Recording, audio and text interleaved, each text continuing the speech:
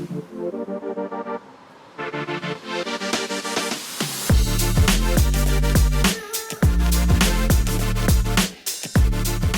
to Keep It Real with Ana and Avarie. Hello, everyone.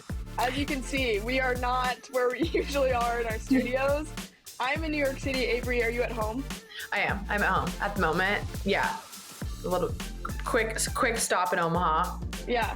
But yeah. Let's tell everyone where we are and why we are. Let's do it. Place. Let's do it. Actually, let's do this. Let's do from last Wednesday. You left. Okay. You left. Oh my gosh, yeah. Mm-hmm. So we can build up. Yeah. You left for Connecticut last Wednesday when we last recorded.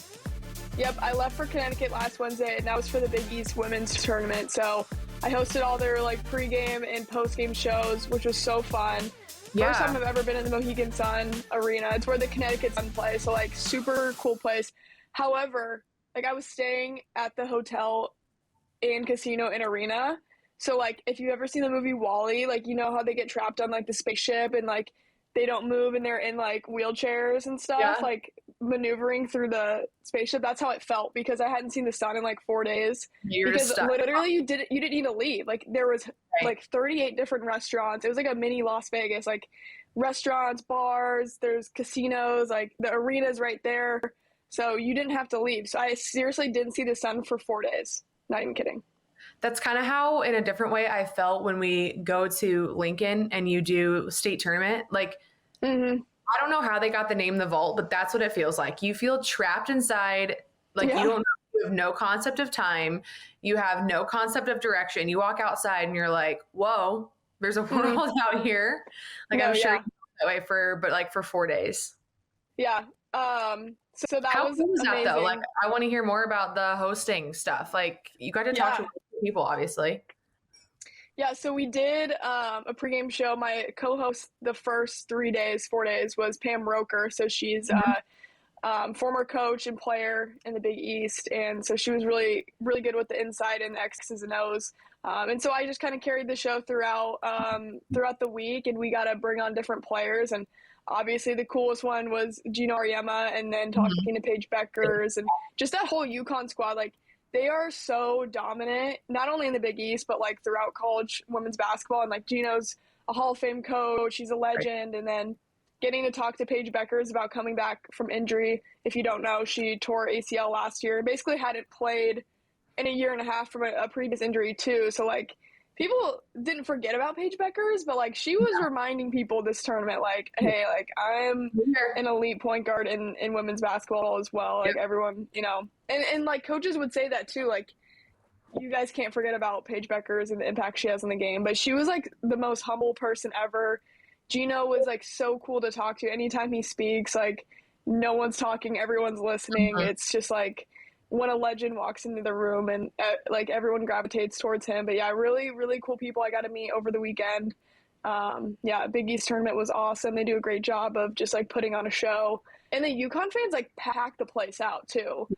And it is held in Connecticut, obviously. So there is a lot of advantage there, but it's there for a reason. UConn fans love their women's basketball, and it was outstanding to see. Well, I was at this, or actually I was just listening to the Summit League final the other night since I was back home, since it was South Dakota State and Denver. And the people on the CBS call were saying that because it's in Sioux Falls, obviously South Dakota State fans kind of pack out the Premier Center. Mm-hmm. But they said, I think that's how most conference tournaments should be. It should be closer to where that one seed's going to be, so that team kind of gets a home advantage. Would you agree? I mean, you just kind of experienced that. Yeah, I would say so, because honestly, UConn and Connecticut, they deserve it because of how they pack out during the regular season. I think whoever has the best attendance throughout the year and is consistent, which is most likely the best team, right, I think they do deserve to have that conference tournament at least near where they are, just because it's kind of like a thank you to those fans too. You get to see championship level basketball, whereas you might not be able to travel for March Madness of whatever city your team goes to, but you can see the conference tournament and kind of reward those fans of being so loyal and packing out the arena through the regular season. But a lot of the Big East gyms for women's basketball are pretty small. Yeah. DJ Sokol Arena, I don't know how much it holds, but Yeah. not over like 8,000 really. Packed almost every game. Right. But it is like packed every game. And I think Omaha could host it well as well. But I think there's different cities that can do the same of supporting women's basketball, especially. But like Connecticut, like everyone's talking about it. Like you go anywhere, everyone's in UConn gear and like knows all the players. And I don't know, there's just like a great vibe around women's basketball. So yeah, I think it's fair to say that you can have those conference tournaments near some of those best teams and best attendances. Yeah. You broke out the pink suit for the final. I did. Looks great. Was it a new one? Yeah. Thank you. Right? Yes. This was part of my Zara order that we were mentioning on the last show. I was a little nervous because it's like everything has to fit, right? Because like I didn't really have time to go shopping again. And so like what I pack is what I have for these like 11 days that I'm gone. So I unfortunately also went to Zara yesterday in New York City and bought another suit. It's so good there. It's so good. It's so good there. And I was like, I don't have like Avery, when I tell you my suitcases are full, like I was sitting on top of my suitcase zipping it. Like it's bad. It's bad. And I just bought another suit. Someone I just choked on my spit. Someone responded to our like tweet last week and like gave you packing advice, and I tried to send it to you, but I think I forgot. It was about I think I saw that. Okay, good. But maybe you didn't take consideration.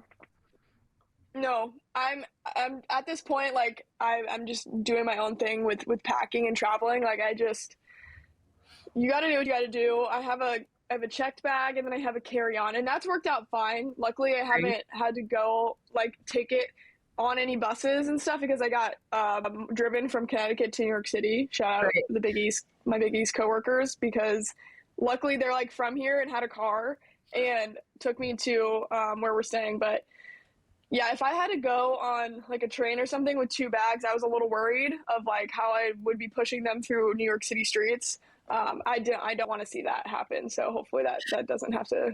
How was the drive? Did you survive? Was it okay? What was your East Coast car experience? Well, yeah, I thought it was going to be a lot scarier, honestly, but it wasn't. It was fine. No, like people do honk more here. And like, they don't care and they don't wave. Like Nebraskans were like, oh, just go ahead, wave. But no casual, you go. Yeah. There was no point where I was like super scared. Yeah. It was fine. Yeah. It was fine. That's great. I would do it again. Oh, Tell me where you are or where you have been. I know Summit League for you, but what's up next? Like, are you traveling for UNO hockey? What's going on? Yeah. This is our literal FaceTime call.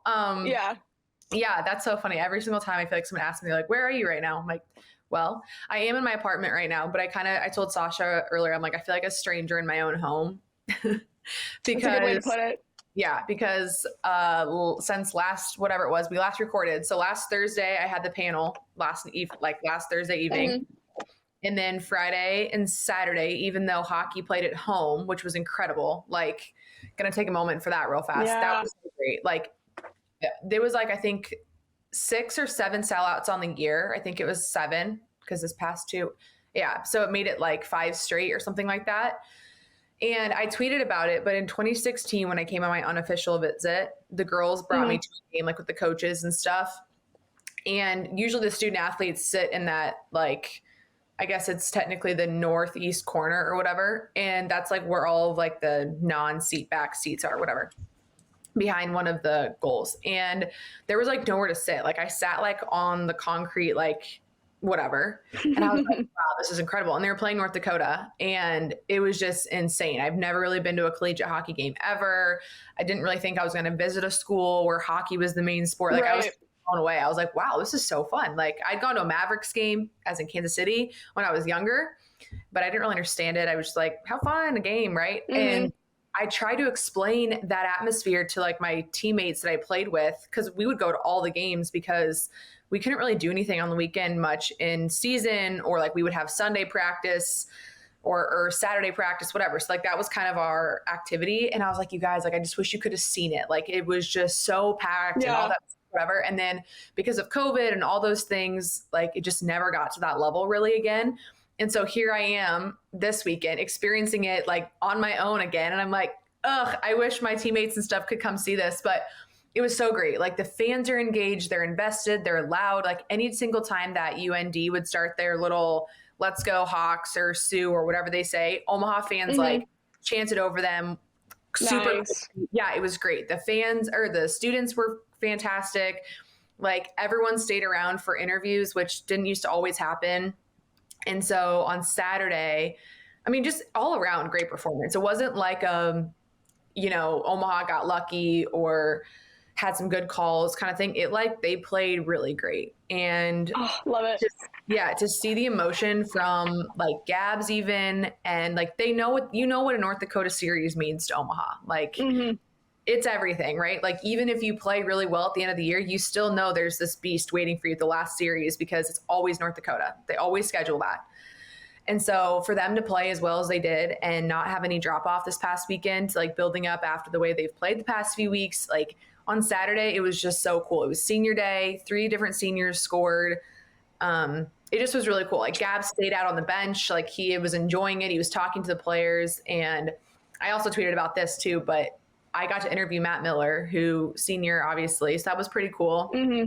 And I got to tell him that it was the first time that they'd ever swept North Dakota, whether they knew that going into the game or not. I basically got to say it to all the fans and him in the in-arena post-game interview.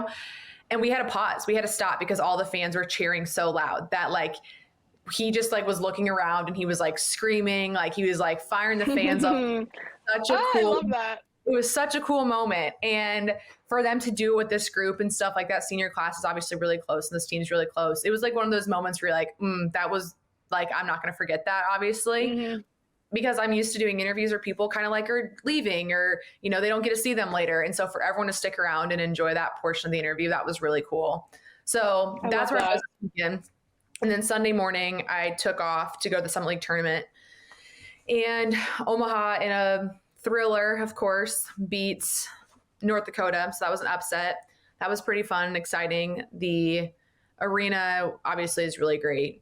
It's a really, really cool environment. The game before featured a Dakota team. I think it was North Dakota State. So there was some lingering fans.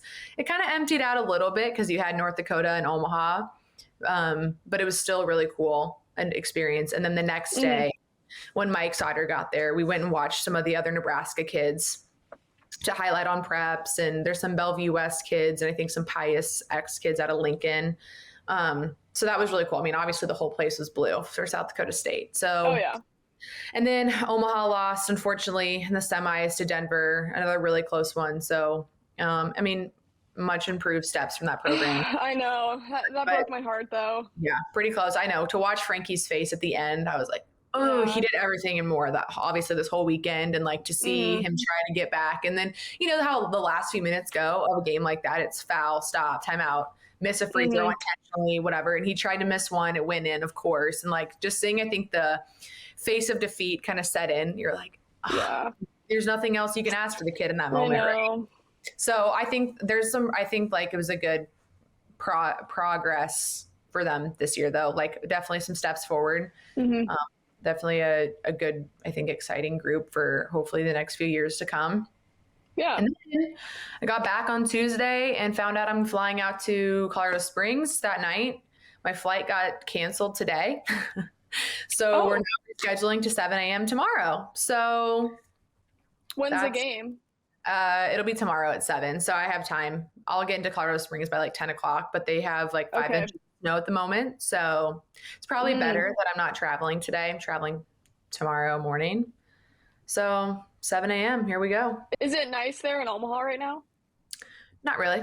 It's raining and cold. It's 70 degrees here. I know. It's 70 like degrees here. In Kansas City. I don't know what's going on. But my brother, my brother lives in Colorado, obviously. And he was like, it's not supposed to even really be around much longer than 24 hours from what I'm gathering. So, wow. But yeah. So I'm excited though for this weekend. The guys have been playing really great. I mean, it's on the road. So that's a different atmosphere, but I also really like Colorado Springs. So it's not a terrible place to go. It is beautiful. And that arena that you'll go to for Colorado College is super nice. And it's brand new. So it is brand new. Yeah, that'll be fun. How has been, well, you have a big game tonight, obviously. But how has it been maneuvering the New York City area? Any fun stories? I'm learning a lot. Fun stories. Not really. There hasn't been anything Do you yet. I feel like once the games water start or no? rolling. Do you feel like you fit What's right in? that? I said, do you feel like a fish out of water? Or do you fit right I in? definitely don't fit in because I'm like on Google Maps the entire time I'm walking, and a lot of these other people are just like, they know where they're going, their AirPods are in, and I'm like looking around. But luckily, I have some friends here. Obviously, we got Jacob Padilla here, and then also Eric Francis taking pics and writing some stories. So I'll have them to do the public transportation. And I haven't been on a subway yet. I'm saving that experience for when I'm with people. I don't want to experience it alone for the first time. Yeah, fantastic. So yeah, I'm probably being really dramatic about that, and it's probably totally fine to do it alone. But no, I think I probably okay to do alone, but I think for a first timer, you'd want to be with someone else. Yeah. My first experience a few weeks ago, I was like, probably wouldn't have got off the right place. That's my biggest fear. Like accidentally you gotta go. Like you get off and you got to go to different stairs to get different. Like me and Sydney were like to her friend, we were like, "How did you figure out how to do this?" And they're like, "You just figured it out. Like you make some mistakes, but you figured it out." And like if I was on my first time, no way. Yeah. It's like an airport. I love New York underground, and it's like a lot. No, I know. Like crazy infrastructure here, and it's cool just like how everyone just knows what they're doing and is like so like. I was talking to my cousin who grew up in Newark and like been to New York City a million times, obviously just being so close, and she's like, you'll never feel as insignificant as you do in New York City, but it's like a good thing though. It's like you can be doing whatever and like nobody judges you, like everyone just is minding their own business. Yeah, absolutely, couldn't agree more. Yeah. Oh, did you feel like the first time you were walking on the street you were like, these people are really close to me, like are they following me? Like the first time, like the first walk, and then like by the next like you're like, okay, everyone's doing the same thing. Kind of, yeah, because then you just realize like everyone really doesn't care about you and they're just trying to get to where they're trying to get. The streets are funny because it's like you see the movies and like that's literally the only place I've really seen New York, right? Like growing up in the Midwest, like I'd never visited New York City before, and like it is pretty much like what you see, like with the busy streets and everything. Times Square was really cool. We're gonna do a couple more touristy things hopefully in the coming days, but big game tonight though. We got Providence and Creighton. I'm feeling good. I'm excited. There's a lot of Creighton fans around walking, which is really cool. There's just a ton of Big East fans. Like UConn plays like right now, so there's a ton of Husky fans out. They're the number 1 seed, so and one, I don't know, probably 2 or 3 in the country right now whenever those polls came out, but it's a really cool atmosphere. I'm like so hyped to see Madison Square Garden at night too. Like inside, like so much history has happened at MSG to where like I think it's always been on my bucket list to go there and to actually like be working and not like go as a fan. Like that's pretty sweet. Like it's hard to soak in the moment, but I think I'm gonna look back at this and be like, well, that's pretty cool. I'll make sure I text you. I'll be like, take a video. Please, say soak it in, Anna. I will. I'll do it.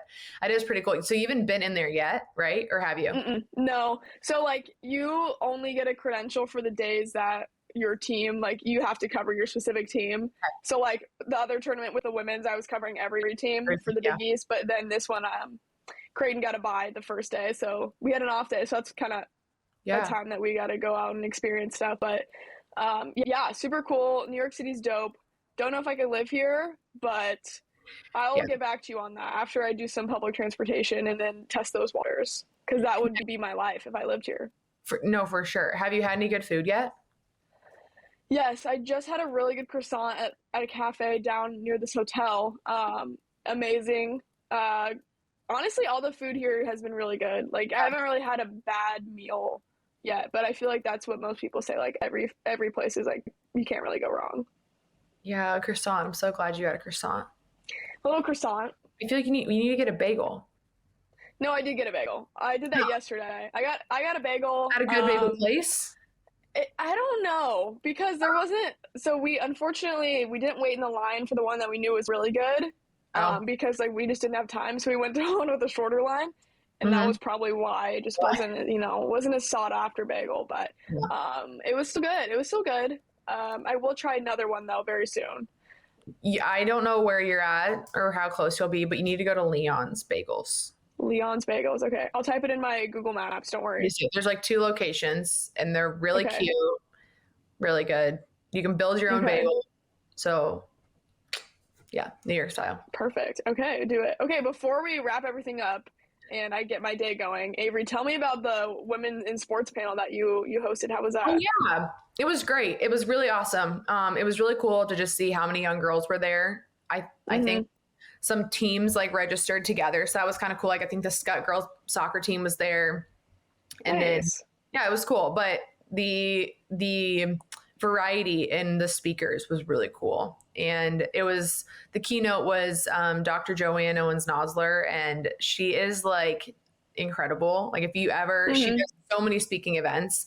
So what does she do? Like what's her thing? So she's in her 70s, and I wish I knew her exact age, but she lives in a farm basically a little past Lincoln. And so every day her life is, she gets up, she goes on a run, she does all of her farming chores. Like she's awesome, like active as can be. Whoa. Yeah, she's been a Title IX advocate forever, and she's like, I'll literally send you her bio. I can't even, there's so many things, but she's also been like a health advocate. So she's been on a lot of boards and organizations, all kinds of stuff, just basically highlighting the importance of physical activity in health and kids in the school day on top of Title IX, and making sure that, women are getting, everything. So she was great. Busy woman. I love it.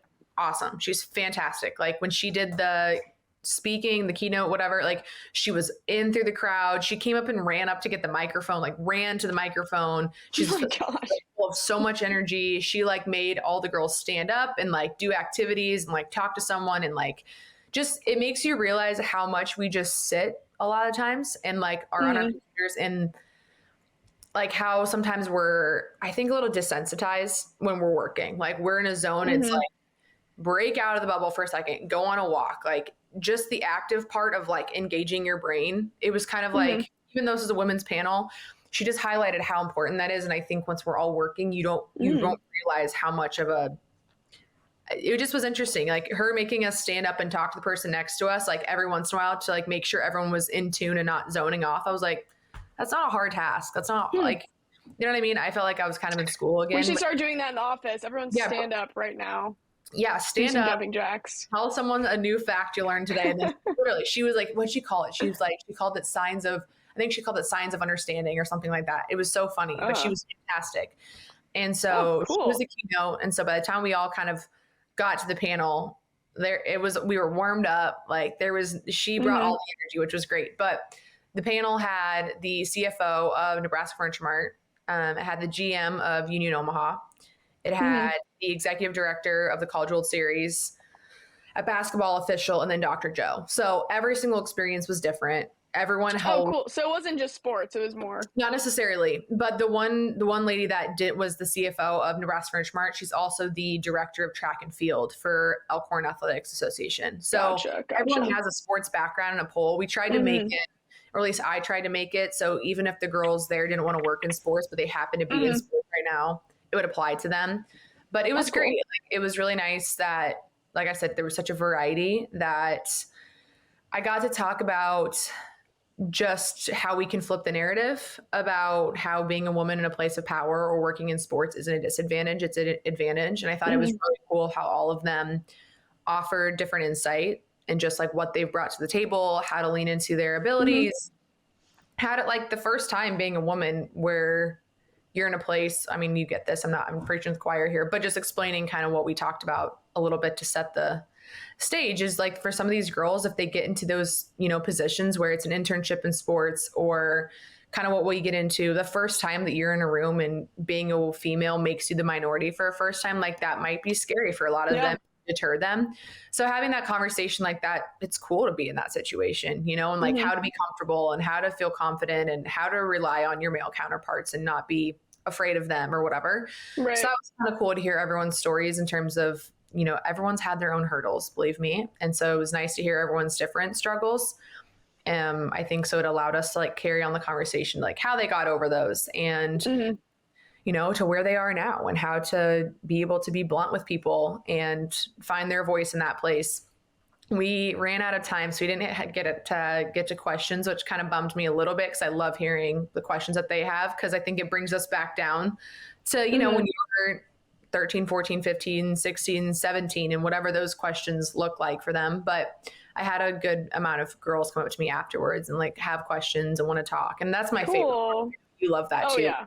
Getting to talk to the girls and hearing like what their interests are, because we were there not long ago at all, where you're asking the question, like, what do I do? Like, how do I start? What's the first step? What's the most important? How do I communicate? Like all the basic procedural stuff. And I just think, like, I just remember those feelings of feeling kind of overwhelmed. And it'd be so nice to have someone. And I think the reason why we even have this podcast is like explaining the behind the scenes stuff of some of these like early stages, because the people we hear from are often people that have already like done all this stuff a long time ago and they've made it and they're on, you know, Fox Sports and ESPN and stuff. And it's hard to relate to kind of what their beginning steps looked like 15, 20 years ago. So I always just love getting to speak to those girls who like, they just have a passion. They got to figure out what to do with it. So it was good though. It was really cool because I think so created this little bond between all the people that were at that panel, just because now there's like email string that we've had. And the next day, one of the basketball officials, she got honored at state. And like, so everyone was talking about that. Yeah. So it's been really cool. It's been a kind of a cool thing to be a part of. And it was really great that EAA was so just celebratory. I don't know, celebratory of all of us. Like, you know, Josh, obviously, you know, he doesn't ever stop saying nice things. And it's just really nice to have people like that in your community that are, follow what you do and they care about what you do and they lift you up. So it was a cool event. It's cool to see the impact like firsthand in person of the people that, you know, can be ones that look up to you or ones that you look up to on those panels. So it's always nice to get that reminder of like, hey, I am making a difference for these women. Like I always say, like, if I can help one little girl or one young woman, like that's all that matters to me. Like at least we're affecting at least one person every single time we talk to people. It's cool. Well, Avery, we've kept it real all day. Like this has been amazing. It has. What were you gonna say? I was gonna say you would have enjoyed the way we wrapped up the conversation because. Did you say my phrase? I didn't say it. I didn't. I was going to, but I was like, I feel like it's not very authentic of me. I need to like, I should have had like a recording of you and been like, Anna says this, whatever. But we wrapped it up with like, Dr. Joe had this acronym of success and like, obviously each letter led into how to be successful and whatever. And we kind of changed the last one to support. The S meant support, whatever. And that was a recommendation when we had like a FaceTime Zoom call thing about a few weeks ago before the panel. And one of the panelists was like, I think we should talk about how crucial it is to be supportive, especially at this age, just in general in the field that we all work. And one of the other people in the Zoom was like, I think it's important to highlight that celebrating other people's success does not diminish our own. And I was like, ooh, love that. Let's wrap it up with that one. And so we did. And it was really cool to hear everyone talk about like their own realization of when that becomes important, because I think every single person on the panel was like, I wish I would have learned it earlier. And I think it, as I was sitting there, I think it made me really thankful too that we have each other, because I think me and you have taught each other that from like the get-go. I don't think there's ever been a weird jealousy thing between us. And we've talked about in this podcast before. But I think if I were to be on my own and I was trying to like trailblaze the things we've done in Omaha and stuff in the community now without having you to like have gotten me into it or just be alongside me right now, I think it would be easy to look around and be like, what the heck, you know, or like, how do I get to the next thing or whatever? And I think having someone to start your journey with too, not that that's going to be like that for everyone, but to have someone that supports you, I think it shows you from the get-go that like why being supportive and understanding of your journey versus someone else is so important. And I got to talk about having Laura Rutledge on, and I was like, the way that she explained her story and how she compared it to, you know, like how everyone else has started, she's like, no one has the same starting spot. No, not They're at all. doing essentially the same things for different networks, essentially, right?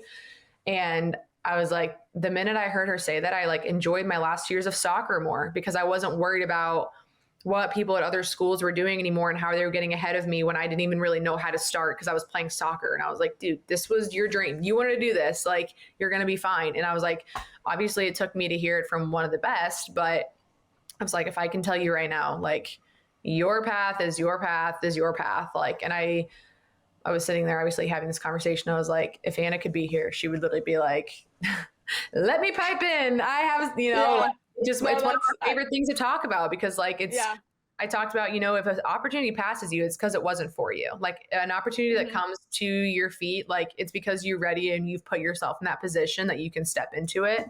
And so that was like probably my favorite thing in the conversation is how we wrapped it up, because I think that's like the coolest part because like the sisterhood that it creates is like the best part. I love that. Yeah, everyone's path is their own. I love that you bring that up because it's just so important.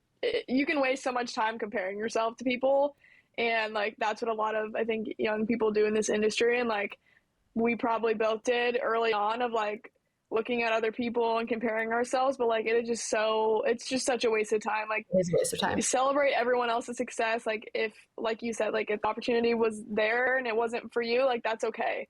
Because like one door closed, another one opens. Like I'm a big believer in that, and like everything will work out is basically like the other thing. Like you don't need to pressure, you don't need to push and like try to force things to happen. It's really going to be okay and work out. But yeah, I think that's like the biggest thing, especially for young girls to understand, like that want to get into this. But yeah, that's really cool. I love that you shared that, and I'm sure there was many young girls there that needed to hear it, and I love that. You know, I think it was cool when everyone was like, I wish I would have known it earlier. And I was like, you know what? I don't feel like I relate to that extreme as much because like I've had a really great support system, but I can understand the comparison thing. Like not being judgmental.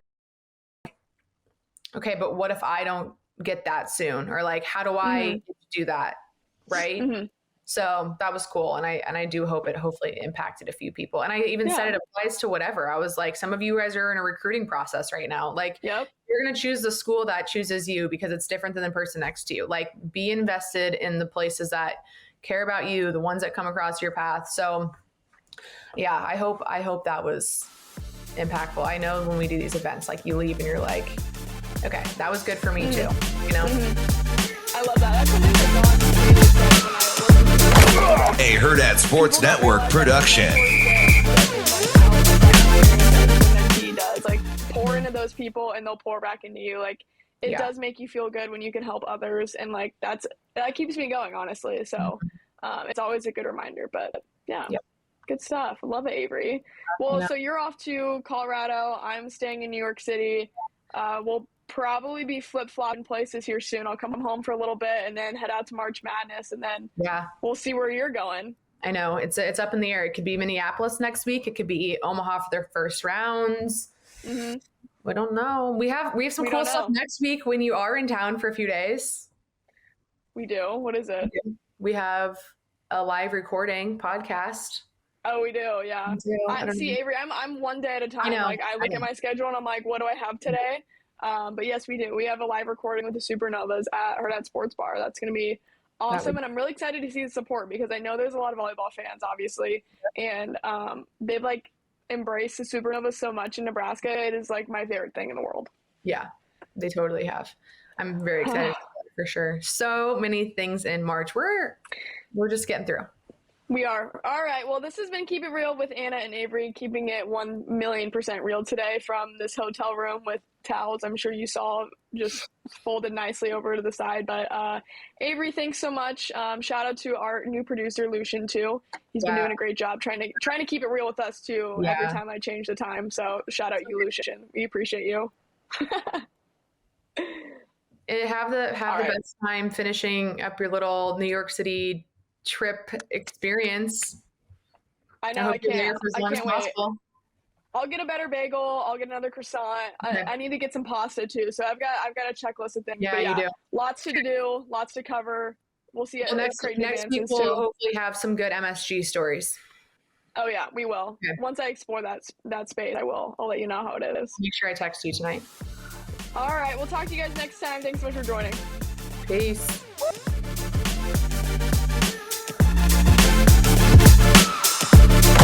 A Hurrdat Sports Network production.